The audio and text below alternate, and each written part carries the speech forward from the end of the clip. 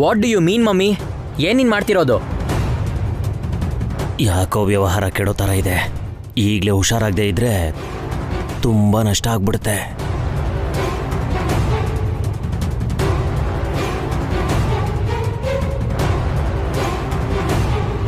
ಏನಾನಂದ್, ಅವರು ನಿಮ್ಮ ತಾಯಿ ಪ್ರಾಣ ಕಾಪಾಡಿದವರು. ಅವರು ನಿಮ್ಮ ತಾಯಿ ಜೀವ ಉಳಿಸಿದ್ದಾರೆ. ಅವ್ರೀಗ ನಮಗೆ ದೇವ್ರ ಸಮಾನ. ಅಭಿರಾಮ್ ಅವರೇ, ನೀವಿಲ್ಲೇ ಇರಿ. ಚಿಕ್ಕಪ್ಪ. ಹೌದು, ಅಭಿರಾಮ್ ಇಲ್ಲೇ ಇರ್ತಾನೆ, ವಸುನು ಇಲ್ಲೇ ಇರ್ತಾಳೆ. ಇಬ್ಬರಲ್ಲಿ ಯಾರನ್ನೂ ತೆಗೆಯೋದಿಲ್ಲ. ಮಮ್ಮಿ. ಆನಂದ್, ಆನಂದ್ಗೆ ಅರ್ಥ ಆಗೋ ಥರ ನಾನು ಹೇಳ್ತೀನಿ. ಅದಕ್ಕೆ ಡೀಟೇಲ್ ಆಗಿ ಹೇಳ್ತೀನಿ. ಬಾ ಆನಂದ್. ಬಿಡಿ ಚಿಕ್ಕಪ್ಪ. ಆನಂದ್, ಮೊದಲು ನನ್ನ ಜೊತೆ ಬಾ, ಹೇಳ್ತೀನಿ. ಬಾ.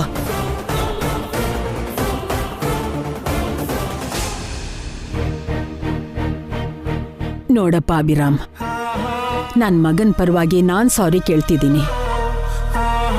ನೀವಿಬ್ರು ಎಲ್ಲಿಗೂ ಹೋಗೋ ಅಗತ್ಯ ಇಲ್ಲ, ಇಲ್ಲೇ ಕೆಲಸ ಮಾಡಿ.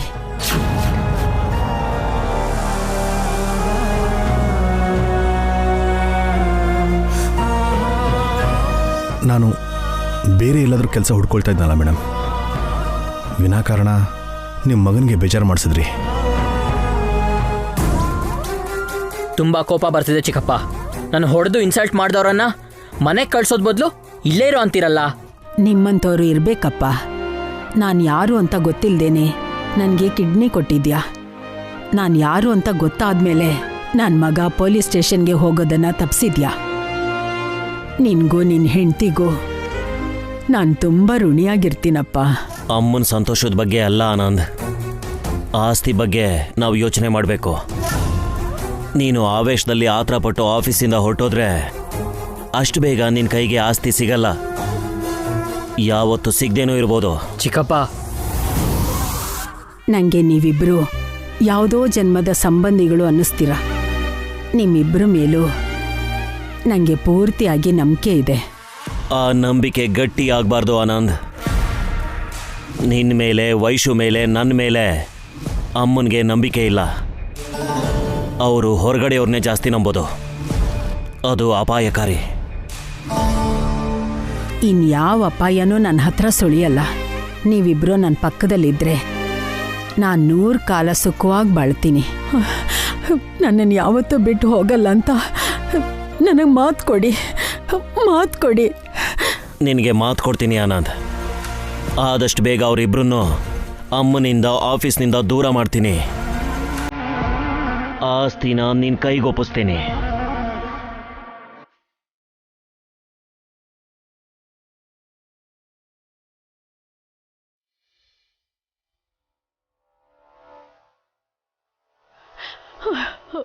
ಈಗ ನೀವಿಬ್ರು ನನ್ನ ಸ್ವಂತದವರು. ನನ್ನಿಂದ ನಿಮ್ಮನ್ನ ದೂರ ಮಾಡೋಕ್ಕಾಗಲ್ಲ, ದೂರ ಮಾಡೋಕ್ಕಾಗಲ್ಲ. ನಾನು ನಿನಗೆ ಮಾತು ಕೊಡ್ತೀನಿ. ನಿನಗೂ ವೈಶುಗೂ ನಿಮ್ಮ ಚಿಕ್ಕಪ್ಪ ಆಗಿ ನಾನು ನ್ಯಾಯ ಕೊಡಿಸ್ತೀನಿ. ಥ್ಯಾಂಕ್ ಯು ಚಿಕ್ಕಪ್ಪ.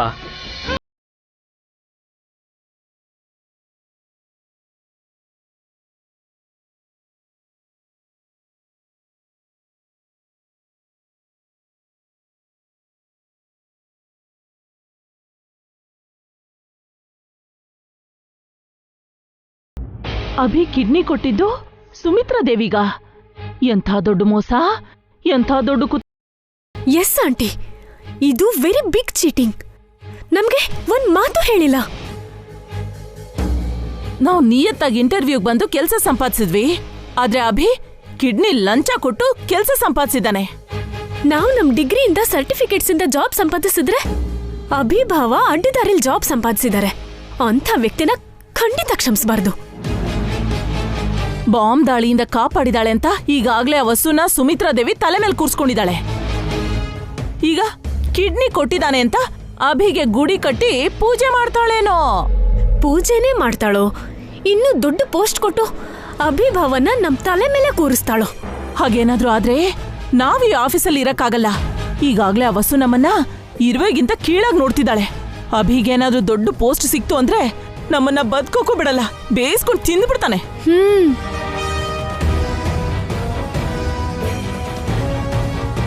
ನಾವು ಮಾತಾಡ್ತಾನೆ ಇದೀವಿ, ನೀನೇನು ಮಾತಾಡ್ತಿಲ್ವಲ್ಲ ಅಖಿಲ್. ಸುಮಿತ್ರಾ ದೇವಿಯವರು ಅಭಿಭಾವಂಗ್ ಏನಾದ್ರೂ ದೊಡ್ಡ ಪೋಸ್ಟ್ ಕೊಟ್ರೆ ನಮ್ ಪರಿಸ್ಥಿತಿ ಏನು? ಆ ವಿಷಯನೇ ಯೋಚನೆ ಮಾಡ್ತಿದ್ದೀನಿ. ಮನೇಲಿ ಹೇಗಿದ್ರು ಅಭಿ ಅಣ್ಣ ಹೊಸೊತ್ತಿಗೆ ನಮ್ಮನ್ನ ಗುಲಾಮ್ರ ಥರ ನೋಡ್ತಿದ್ದಾರೆ. ಆಫೀಸಲ್ಲೂ ಅದೇ ಸಿಚುವೇಶನ್ ಬರುತ್ತೆ.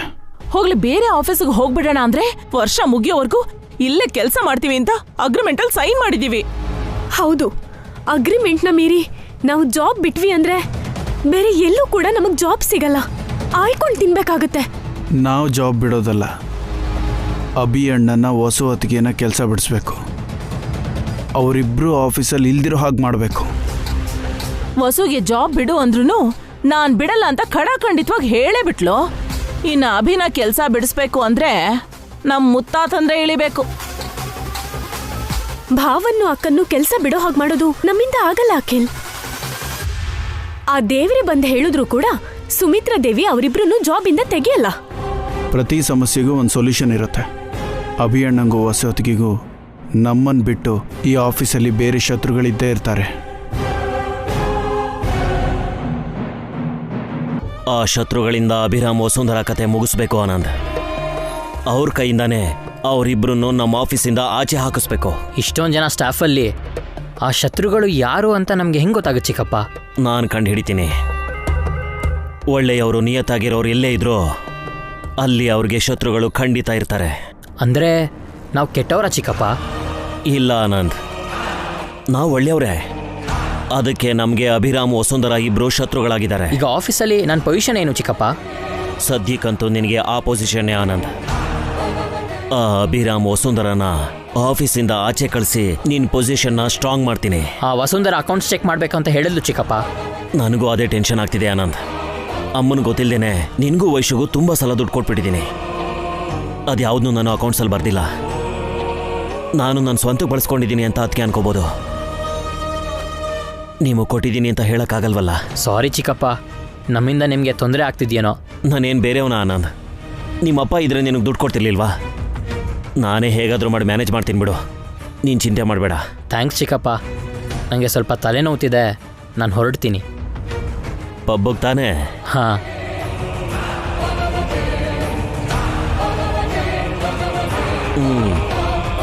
Enjoy. Thank you so much ಚಿಕ್ಕಪ್ಪ. ಬುದ್ಧಿ ಇಲ್ದವನು. ಆಫೀಸ್ ದುಡ್ಡನ್ನ ನಿಮಗೋಸ್ಕರ ಖರ್ಚು ಮಾಡಿಲ್ಲ ಕಣೋ. ನಿಮಗೆ ₹1 ಕೊಟ್ಟು ನಾನು ₹100 ಬಳಸ್ಕೊಂಡಿದ್ದೀನಿ. ನಿಮ್ಮ ಮುಂದೆ ಒಳ್ಳೆ ಒಂಥರ ನಾಟಕ ಮಾಡಿ ತುಂಬ ದುಡ್ಡನ್ನ ಜೇಬ್ಗಿಳಿಸ್ಕೊಂಡಿದ್ದೀನಿ. ವಸುಂಧರಾ ಮೋಸನ ಬಯಲು ಮಾಡಬೇಕು ಅಂದ್ಕೊಂಡಿದ್ದಾಳೆ. ಅಷ್ಟರೊಳಗೆ ಅವಳನ್ನು ಅವಳ ಗಂಡನ್ನು ಆಫೀಸಿಂದ ಆಚೆ ಹಾಕಿಸ್ತೀನಿ. ಅಲ್ಲಿವರೆಗೂ ನನಗೆ ನೆಮ್ಮದಿ ಇಲ್ಲ. ಇವತ್ತಿಂದ ನಾನು ನೆಮ್ಮದಿಯಾಗಿ ನಿದ್ದೆ ಮಾಡ್ತೀನಿ ವಸು. ನನ್ನ ಹಿತೈಷಿಗಳಿಬ್ಬರು ನನ್ನ ಪಕ್ಕದಲ್ಲೇ ಇದ್ದಾರೆ. ಪ್ರಶಾಂತವಾಗಿರ್ತೀನಿ. ಏನಮ್ಮ ಯೋಚನೆ ಮಾಡ್ತಿದ್ಯಾ? ನಿನ್ ಗಂಡ ಕಿಡ್ನಿ ಕೊಟ್ಟಿದ್ದು ನಂಗೆ ಅಂತಾನಾ? ಹೌದು ಮೇಡಮ್. ಅವತ್ತು ಬಾಂಬ್ ದಾಳಿಯಿಂದ ನಿಮ್ಮನ್ನ ಕಾಪಾಡಿದಾಗ ಅವರು ನನ್ನ ತುಂಬಾ ಹೊಗಳಿದ್ರು. ನಿಮ್ಮಂಥ ಒಳ್ಳೆ ವ್ಯಕ್ತಿ ಬದುಕಿದ್ರೆ ನಮ್ಮಂಥ ಎಷ್ಟೋ ಜನ ಚೆನ್ನಾಗಿರ್ತಾರೆ ಅಂತ ಹೇಳಿದ್ರು. ಅಂಥದ್ರಲ್ಲಿ ನಿಮಗವರು ಕಿಡ್ನಿ ಕೊಟ್ಟಿದ್ದು ಸಂತೋಷ ಆಯ್ತು. ನಿನ್ ಗಂಡನ ದೇಹದಿಂದ ಒಂದು ಭಾಗ ಕಡಿಮೆ ಆಗಿದ್ದಕ್ಕೆ ನಿಂಗೆ ನೋವಾಗ್ತಿಲ್ವಾ? ಅವರು ಯಾರಿಗೋ ಕಿಡ್ನಿ ಕೊಟ್ಟಿದ್ದಾರೆ ಅಂತ ಗೊತ್ತಾದಾಗ ತುಂಬಾ ನೋವಾಗಿತ್ತು ಮೇಡಮ್.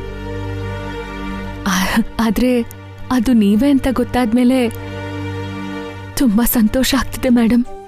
ನಾನ್ ನಿಮ್ಗೇನಾಗ್ಬೇಕು ಅಂತ ನನ್ನ ಮೇಲೆ ಇಷ್ಟೊಂದು ಪ್ರೀತಿ ತೋರಿಸ್ತಾ ಇದ್ದೀರಾ ನೀವು? ನಿಮ್ಮಂಥವ್ರು ನಮ್ಮಂಥ ಎಷ್ಟೋ ಜನಕ್ಕೆ ಆದರ್ಶ ಮೇಡಮ್.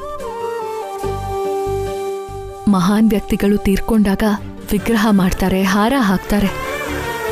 ಬದುಕಿರೋ ಮಹಾನ್ ವ್ಯಕ್ತಿಗಳ ಜೊತೆ ಕೈ ಜೋಡಿಸಿ ಕೆಲಸ ಮಾಡೋಕೆ ತುಂಬಾ ಅದೃಷ್ಟ ಮಾಡಿರ್ಬೇಕು. ನಿಮ್ಮಂಥ ಲಿವಿಂಗ್ ಲೆಜೆಂಡ್ಸ್ ಜೊತೆಲಿ ಕೆಲಸ ಮಾಡ್ತಿರೋದು ನಿಜವಾಗ್ಲೂ ನಮ್ಮ ಅದೃಷ್ಟ ಮೇಡಮ್. ಇಲ್ಲ ವಸು, ನಿಮ್ಮಂಥ ಅಭಿಮಾನಿಗಳಿರೋದು ನನ್ನ ಅದೃಷ್ಟ.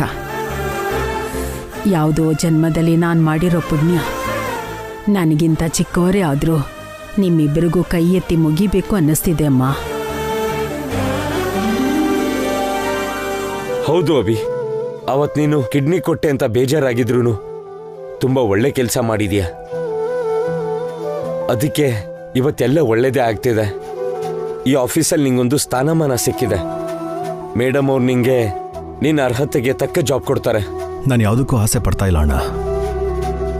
ಈಗ ಮಾಡ್ತಾರ ಕೆಲಸನೇ ಸಾಕು. ಸಾಕಾಗಲ್ಲ ಅಭಿ. ಅರ್ಹತೆಗೆ ತಕ್ಕ ಕೆಲಸ ಮಾಡಬೇಕು ನೀನು. ಮತ್ತೆ ನೀನಣ್ಣ, ನೀನು ಅಕೌಂಟೆಂಟ್ ಆಗಿದ್ದವನು ಗಾರ್ಡನಿಂಗ್ ಮಾಡ್ತಾ ಇದೀಯಾ. ಮೊದಲು ನಿನಗೆ ಒಳ್ಳೆ ಜಾಬ್ ಸಿಗಬೇಕು. ಈ ಗಾರ್ಡನರ್ ಕೆಲಸ ಎಲ್ಲ ನಿನಗೆ ಸೆಟ್ ಆಗಲ್ಲಣ್ಣ. ಟೈಮ್ ಬಂದಾಗ ಎಲ್ಲ ಅದಾಗೆ ನಡೆಯುತ್ತೆ ಅಭಿ. ಸರಿ, ನಾನು ಹೊರಡ್ತೀನಿ. ನೀನು ವಸುನ ಕರ್ಕೊಂಡು ಬಂದ್ಬಿಡು.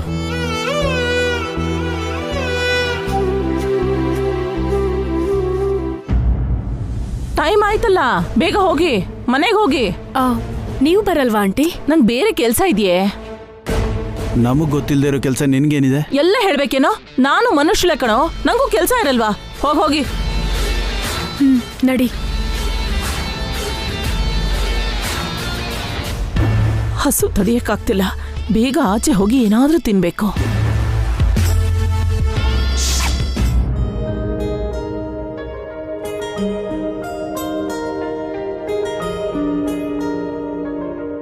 ಏನಪ್ಪ ಮತ್ತೆ ಬಂದಿದ್ಯಾ? ದುಡ್ಡು ತಂದಿದ್ಯಾ?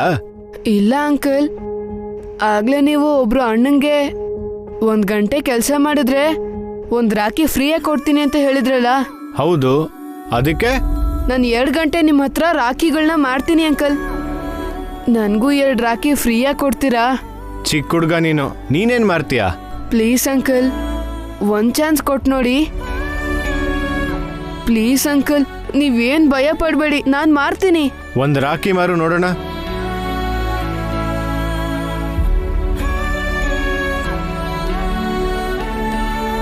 ಅಣ್ಣಂದ್ರ ಬನ್ನಿ, ಸಿಸ್ಟರ್ಸ್ಗೆ ರಾಖಿ ತಗೊಳ್ಳಿ. ಅಕ್ಕ ತಂಗಿರಿಂದ ರಾಖಿ ಕಟ್ಟಿಸ್ಕೊಂಡ್ರೆ ನಿಮ್ಗೂ ನಿಮ್ ಅಕ್ಕ ತಂಗಿಯರ್ಗೂ ಒಳ್ಳೇದಾಗುತ್ತೆ. ನೀವು ಶ್ರೀಮಂತರಾಗ್ತೀರಾ, ನಿಮ್ ಆರೋಗ್ಯ ಚೆನ್ನಾಗಿರುತ್ತೆ, ನೀವು ಖುಷಿಯಾಗಿರ್ತೀರಾ, ನೀವ್ ಅನ್ಕೊಂಡಿದ್ದೆಲ್ಲ ಸಾಧಿಸ್ತೀರಾ. ಬನ್ರಣ ಬನ್ನಿ, ಸ್ವಲ್ಪನೇ ಇರೋದು ಬೇಗ ತಗೊಂಡ್ ಹೋಗಿ ಬನ್ನಿ. ತಮ್ಮ 1 ರಾಖಿ ಕೊಡು. ತಗೊಳ್ಳಿ, ಚೆನ್ನಾಗಿದೆ ಅಣ್ಣ. ಎಷ್ಟು? 50 ರೂಪಾಯಿ. ಇನ್ನೊಂದು ತಗೊಳ್ಳಿ ಅಣ್ಣ. ತಗೊಳ್ಳಿ ಅಂಕಲ್. ಬನ್ನಿ ಅಣ್ಣ, ಬನ್ನಿ. ಪುಟ್ಟ, ಬನ್ನಿ 2 ರಾಖಿ ಕೊಡು. ತಗೊಳ್ಳಿ ಅಣ್ಣ. ಎಷ್ಟು? ನಿಮ್ ಸಿಸ್ಟರು ತುಂಬಾ ಖುಷಿ ಪಡ್ತಾರೆ. ತಗೋ ಪುಟ್ಟ. ತಗೊಳ್ಳಿ ಅಂಕಲ್. ಚೆನ್ನಾಗಿ ಮಾಡ್ತೀಯ ಕಣ, ನಿಂಗೆ ತುಂಬಾ ಬುದ್ಧಿ ಇದೆ. 1 ಗಂಟೆ 2 ಗಂಟೆ ಎಲ್ಲ ಬೇಡ, ಈ ರಾಖಿ ಎಲ್ಲ ಮಾರ್ಬಿಡು. ನಿಂಗೆ 2 ರಾಖಿ ಫ್ರೀಯಾಗಿ ಕೊಡ್ತೀನಿ. Thank you uncle. 1 ನಿಮಿಷ ಬಂದೆ, ನೀನ್ ರಾಖಿ ಮಾರ್ತಾ ಇರು. Okay uncle. ಅಣ್ಣಂದಿರ ಬನ್ರಿ, ರಾಖಿ ತಗೊಂಡೋಗಿ ಬನ್ರಿ. ಏನ್ ಜೀವನಾನು, ನೆಮ್ಮದಿಯಾಗಿ ತಿನ್ನೋದಕ್ಕೂ ಅದೃಷ್ಟ ಇಲ್ದಿರೋ ಹಾಗಾಯ್ತು. ಮನೆಗೆ ಹೋದ್ರೆ ಬಡತನ, ಆಫೀಸಿಗೆ ಬಂದ್ರೆ ಕೆಲಸ. ಹೊಟ್ಟೆ ತುಂಬ ತಿಂದು ಎಷ್ಟು ದಿನ ಆಯ್ತೋ. ದಿನ ಹೀಗೆ ಹೊಟ್ಟೆ ತುಂಬಿಸ್ಕೋಬೇಕು. ರಾಖಿ ಬೇಕಾಗಿರೋರು ಬನ್ರಮ್ಮ, ಬನ್ನಿ. ಬನ್ರಮ್ಮ. ಯಾವ ರಾಖಿನ ತೋರ್ಸಪ್ಪ. ಇವನೇನು ರೋಡ್ ಪಕ್ಕ ರಾಖಿ ಮಾರ್ತಿದ್ದಾನಲ್ಲ, ಈ ಹೊಸ ಬಿಸ್ನೆಸ್ ಯಾವಾಗ ಶುರು ಮಾಡೋದ್ ನಾವು? 1 ಸಾಕಾ ಆಂಟಿ? ಸಾಕು. ಎಷ್ಟಪ್ಪ? 50 ರೂಪಾಯಿ. ಸರಿ, ಹಾಗಾದ್ರೆ ಕೊಡು.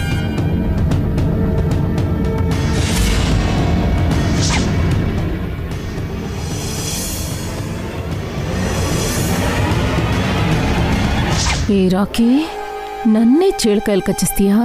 ಉಪವಾಸದ ಜೊತೆಗೆ ಜಾಗರಣೆನೂ ಮಾಡಿಸ್ದೆ ಅಲ್ವಾ? ಸರಿಯಾಗಿ ಸಿಕ್ಕಾಕೊಂಡೆ ಕಣ. ಬಂದೇ ಇರೋ. ತಗೋ, ಇಟ್ಕೋ. ರಾಖಿ, ಏನೋ ಮಾಡ್ತಿದ್ಯಾ?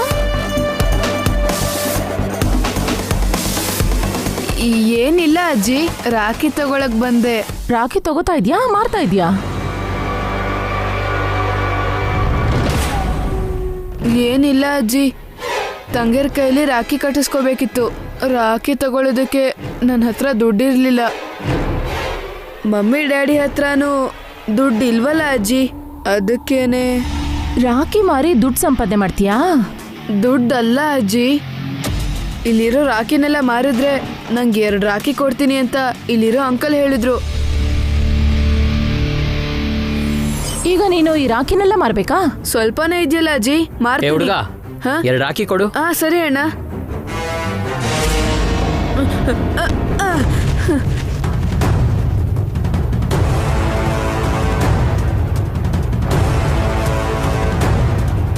ಏ ಹುಡುಗ ಏನ್ ಮಾಡ್ದ್ಯೋ? ರಾಖಿನೆಲ್ಲ ಬೀಳಿಸ್ಬಿಟ್ಟಿಯಲ್ಲೋ. ಸಾರಿ ಅಂಕಲ್, ಕಾಲ್ ಸ್ಲಿಪ್ ಆಗಿ ಬಿದ್ದೋದೆ. ನೀನಿನ್ ರಾಖಿ ಮಾರು ಅಂತ ಬಿಟ್ಟು ಹೋಗಿದ್ದು ಹಾಳು ಮಾಡು ಅಂತಲ್ಲ. ನಿನ್ನಿಂದ ನಂಗೆ 1,000 ಲಾಸ್ ಆಯ್ತು. ನಿಮ್ಮ ಅಪ್ಪ ಅಮ್ಮ ಎಲ್ಲಿ? ನಾನು ದುಡ್ಡು ಅವ್ರ ಹತ್ರನೇ ತಗೋತೀನಿ, ಬರಕ್ಕೆ ಹೇಳು.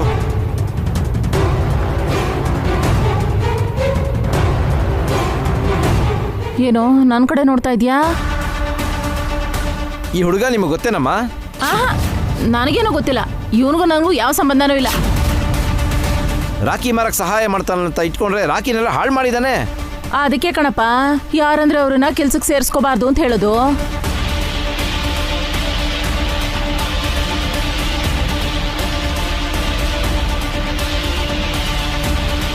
ಲೇ ಹುಡುಗ, ನಿಮ್ಮ ಮನೆಗೆ ಹೋಗಿ ದುಡ್ಡು ತಗೊಂಡ್ ಬಾ, ಹೋಗು.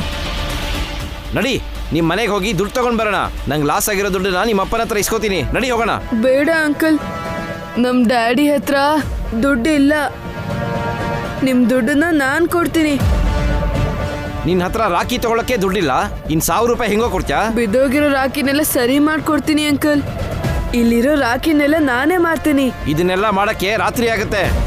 ಪರವಾಗಿಲ್ಲ ಅಂಕಲ್, ಮಾರ್ತೀನಿ. ಹೇಗಾದ್ರೂ ನನ್ನ ತಂಗಿರ್ಗೆ 2 ರಾಖಿ ಕೊಡಿ ಅಂಕಲ್. ಸರಿ ಆಯ್ತು, ಇದನ್ನೆಲ್ಲ ಮಾರೋವರೆಗೂ ಇಲ್ಲಿಂದ ಕದಲ್ಬಾರ್ದು.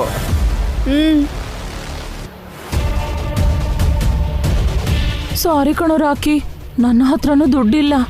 ಅದಕ್ಕೆ ನೀನು ಯಾರು ಅಂತಾನೆ ಗೊತ್ತಿಲ್ಲ ಅಂತ ಹೇಳ್ಬಿಟ್ಟೆ ಕಣೋ. ಪರವಾಗಿಲ್ಲ ಅಜ್ಜಿ, ಮಮ್ಮಿ ಡ್ಯಾಡಿ ಹತ್ರ ಈ ವಿಷಯನ ಹೇಳ್ಬೇಡಿ.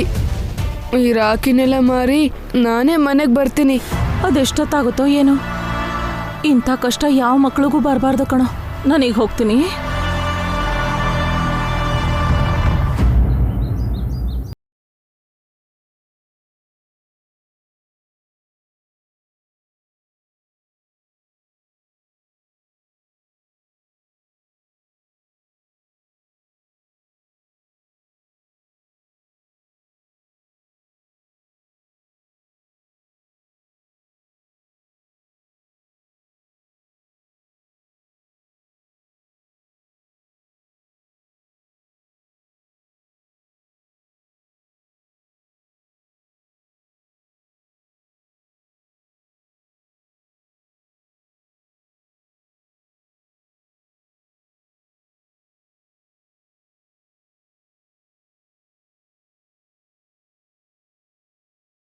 ಅವರಿಬ್ರು ಗಂಡ ಹೆಂಡತಿ ಅಂತ ನಿಮ್ಮ ಆಫೀಸಲ್ಲಿ ಗೊತ್ತಿಲ್ವಲ್ಲ?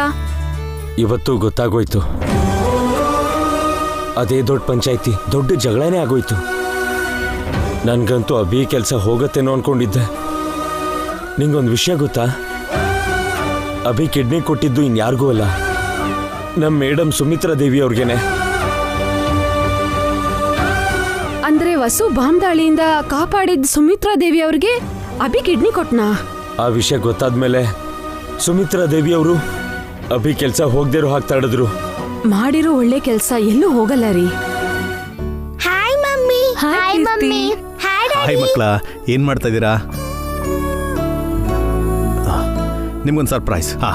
ಹೊಸವ್ರೆ, ಅದನ್ನು ಕೊಡಿ.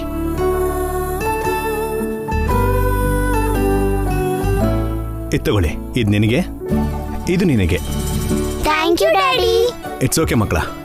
ರಾಕಿ, ಇದು ರಾಕಿಗೆ. ರಾಕಿ, ನೀವಿಬ್ರು ಇದ್ದೀರಾ? ಅಣ್ಣ ಎಲ್ಲಿಗೆ ಹೋದ ಕೀರ್ತಿ? ಗೊತ್ತಿಲ್ಲ ಮಮ್ಮಿ. ಅಕ್ಕ ರಾಕಿ ಎಲ್ಲಿ? ಆಗ್ಲೇ ಏನೋ ಕೆಲಸ ಇದೆ ಅಂತ ಹೋದ ವಸು, ಇನ್ನೂ ಬಂದಿಲ್ಲ.